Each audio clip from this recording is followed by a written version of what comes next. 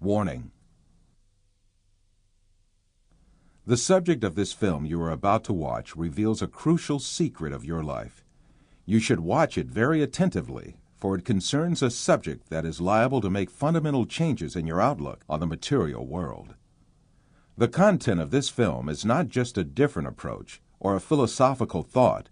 It is a fact which is also proven by science today.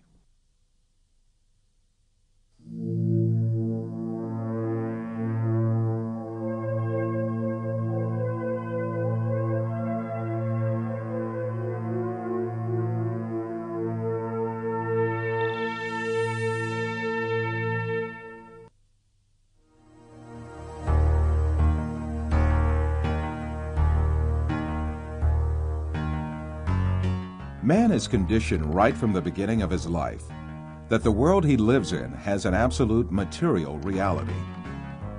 So he grows up under the effect of this conditioning and builds his entire life on this viewpoint. The findings of modern science, however, have revealed a completely different and significant reality than what is presumed.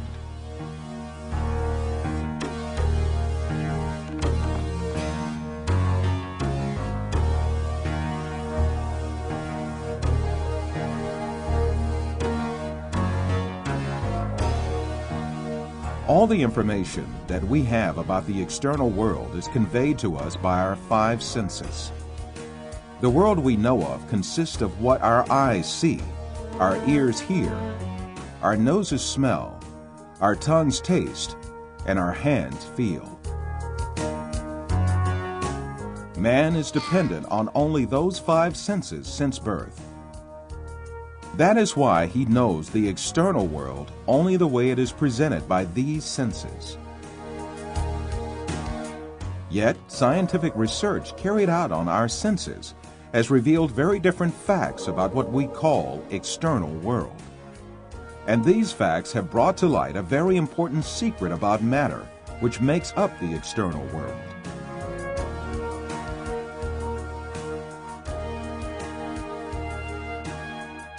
Contemporary thinker Frederick Vester explains the point that science has reached on this subject.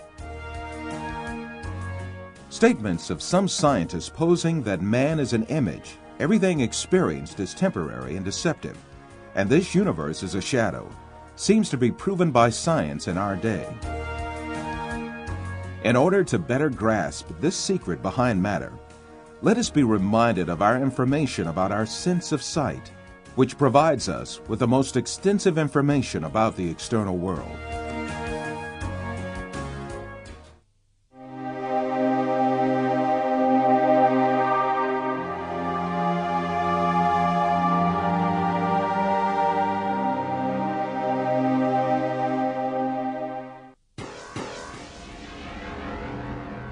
The act of seeing is realized progressively. At the instance of seeing, light clusters called photons travel from the object to the eye and pass through the eye lens, where they are refracted and focus on the retina at the back of the eye. Here, rays are turned into electrical signals and then transmitted by neurons to the center of vision at the back of the brain.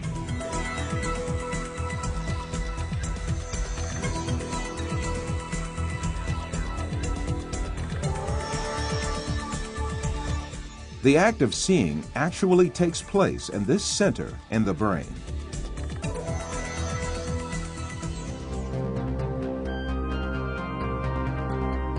All the images we view in our lives and all the events we experience are actually experienced in this tiny and dark place. Both the film you are now watching and the boundless landscape you see when you gaze at the horizon actually fit into this place of a few cubic centimeters.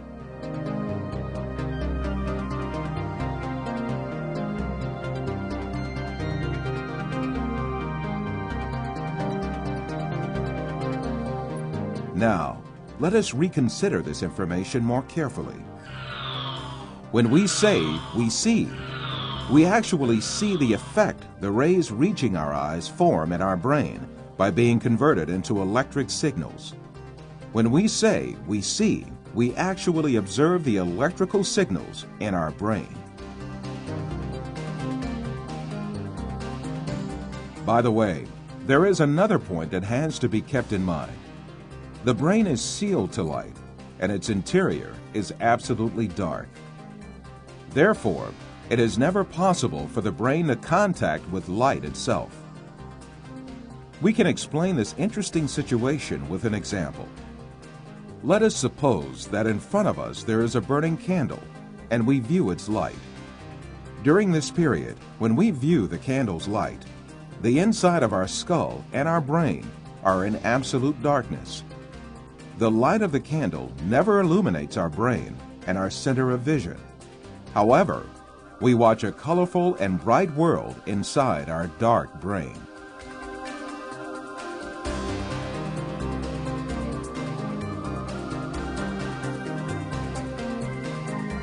The same situation applies to all our other senses. Sound, touch, taste, and smell are all perceived in the brain as electrical signals.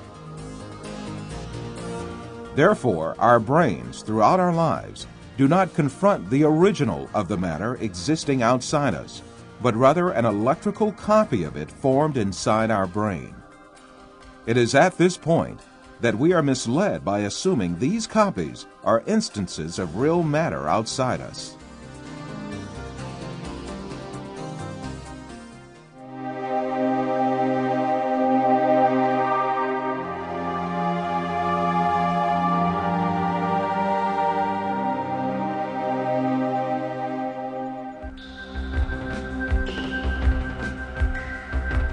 These physical facts make us come to an indisputable conclusion. Everything we see, touch, hear, and perceive is matter. The world, or the universe, is only electrical signals in our brain.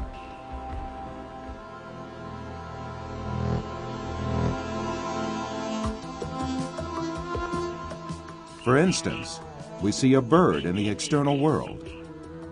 In reality, this bird is not in the external world, but in our brain.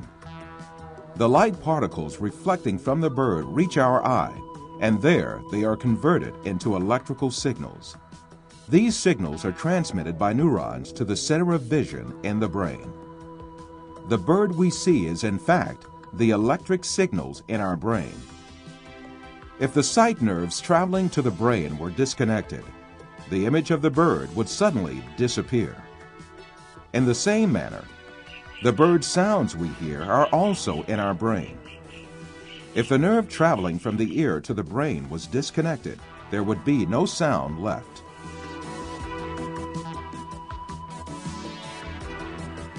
Put simply, the bird, the shape of which we see, and the sound of which we hear, is nothing but the brain's interpretation of electrical signals.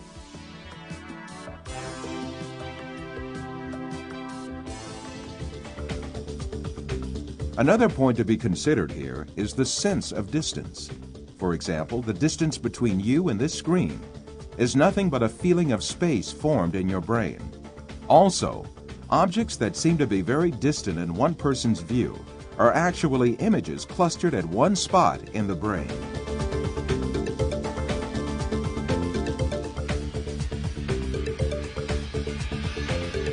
For instance, someone who watches the stars in the sky assumes that they are millions of light years away from him. Yet the stars are right inside himself and the center of vision of his brain.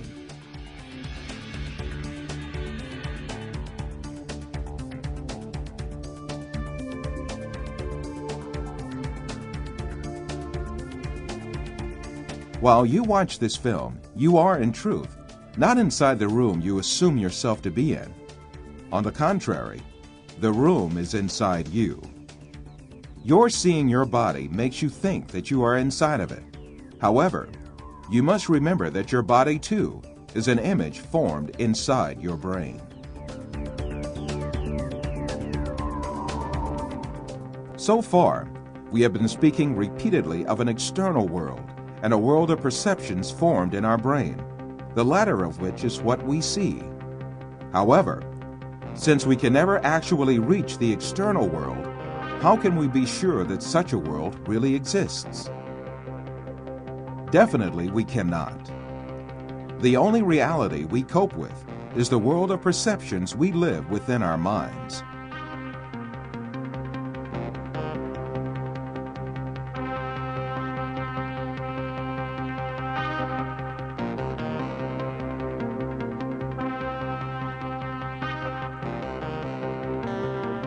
We believe in the existence of objects just because we see and touch them, and they are reflected to us by our perceptions. However, our perceptions are only ideas in our mind. Thus, objects we captivate by perceptions are nothing but ideas, and these ideas are essentially in nowhere but our mind.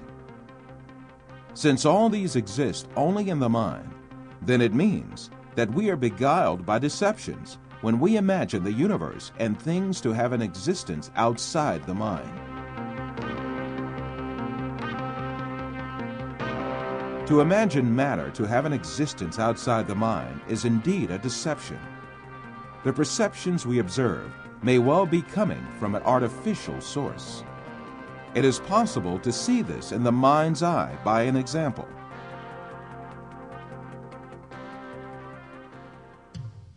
First, let us suppose that we could take our brain out of our body and keep it alive in a glass jar. Let us put a computer in which all kinds of information can be recorded. Finally, let us transmit the electrical signals of all the data related to a setting, such as image, sound, and smell, to this computer.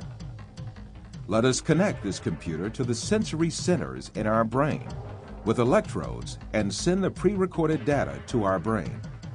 As our brain perceives these signals, it will see and live the setting correlated with these. From this computer, we can send to our brain also signals pertaining to our own image.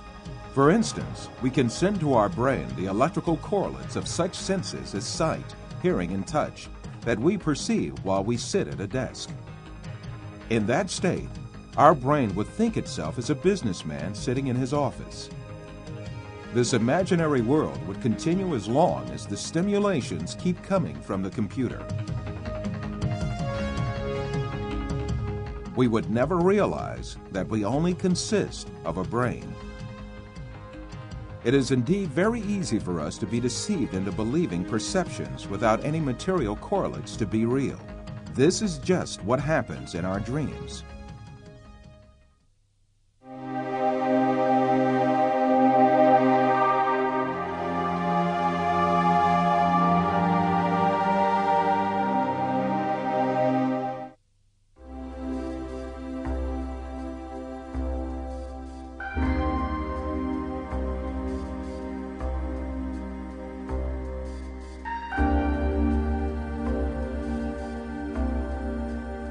For you, reality is all that can be touched with the hand and seen with the eye.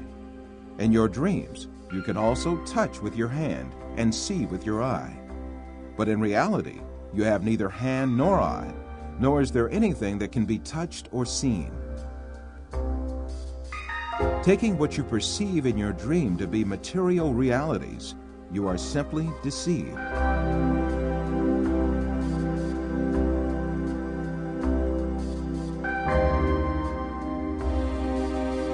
For example, a person deeply asleep in his bed may see himself in an entirely different world in his dream. He may dream that he is a pilot and command a giant airplane, and even spend a great effort to command the plane. In fact, this person has not taken even one step away from his bed. In his dreams, he may visit different settings and meet with friends, have a chat with them, eat and drink together. It is only when the person awakes from his dream that he realizes all were only perceptions. If we are able to live easily in an unreal world during our dreams, the same thing can equally be true for the world we live in. When we wake up from a dream, there is no logical reason for not thinking that we have entered a longer dream that we call real life. The reason we consider our dream to be fancy and the world as real is nothing but a product of our habits and prejudices. This suggests that we may well be awoken from the life on earth, which we think we are living right now, just as we are awoken from a dream.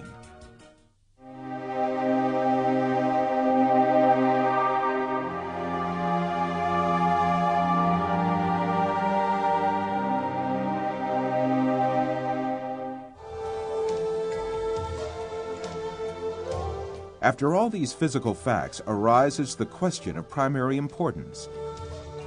If all physical events that we know are intrinsically perceptions, what about our brain?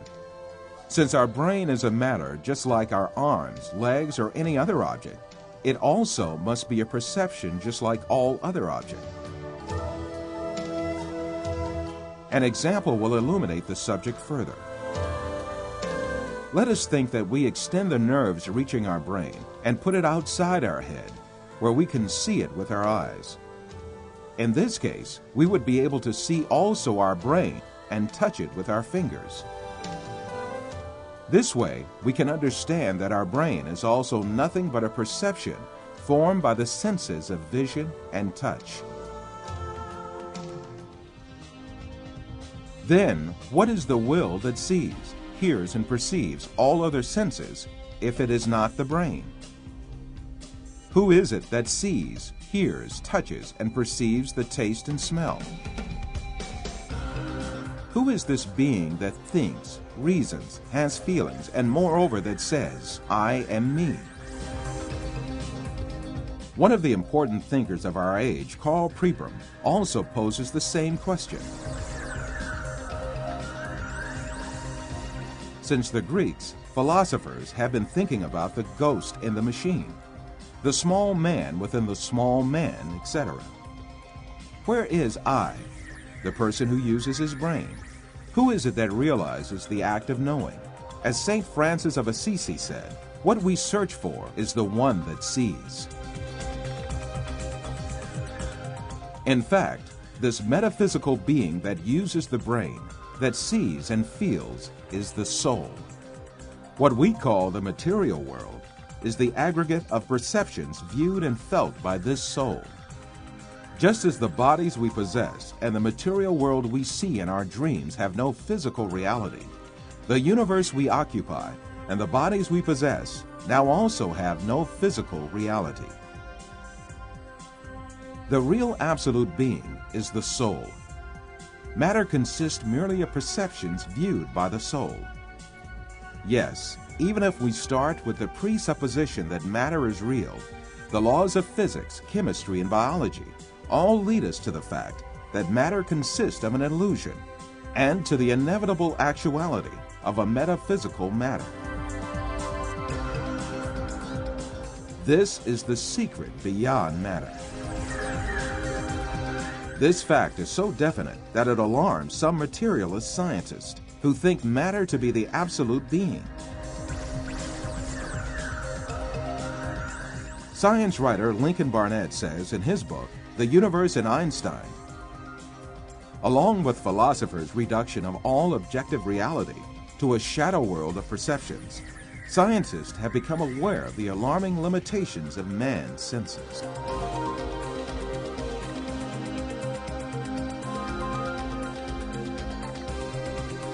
All these facts bring us face to face with a very significant question. If the thing we acknowledge to be the material world is merely comprised of perceptions given to our soul, then what is the source of these perceptions? In answering this question, we must consider the fact that matter does not have a self-governing existence by itself, but is a perception. Therefore, this perception must have been caused by another power, which means that it must have been created. Moreover, this creation must be continuous. If there were not a continuous and consistent creation, then what we call matter would disappear and be lost. This may be likened to a television on which a picture is displayed as long as the signal continues to be broadcast. If the broadcast stops, the image on the screen will also disappear.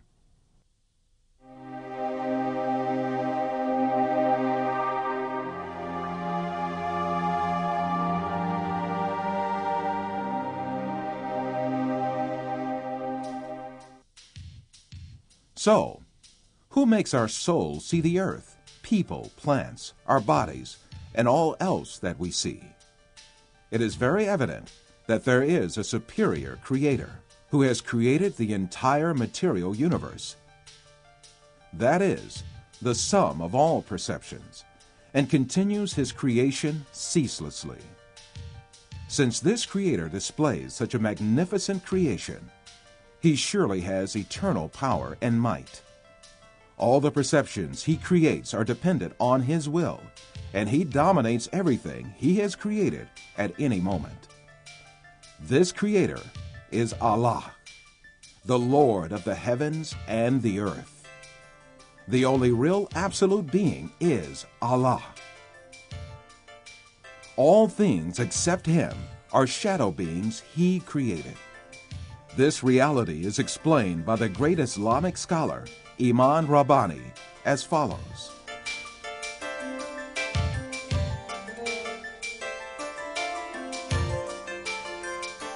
Allah, the substance of these beings which he created, is but nothingness.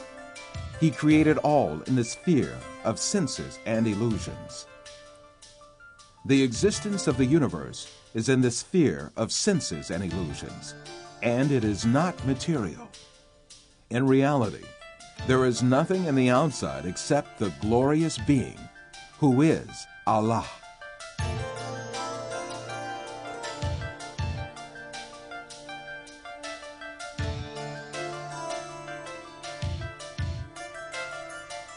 In all the four corners of this universe that is made up of perceptions is Allah's being as the only real being.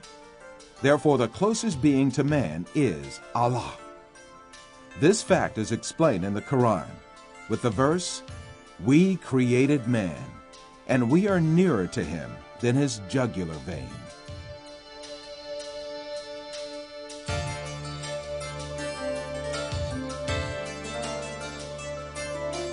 Wherever we are, Allah is with us.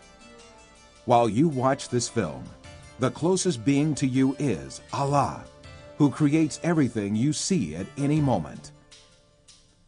As long as Allah makes us see images and gives sensations related to this world, we continue to live in this world.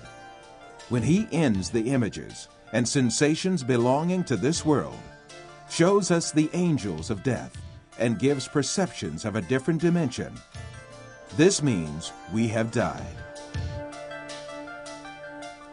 The day of resurrection, judgment, heaven, hell, and all our eternal life will be created in the same way for us.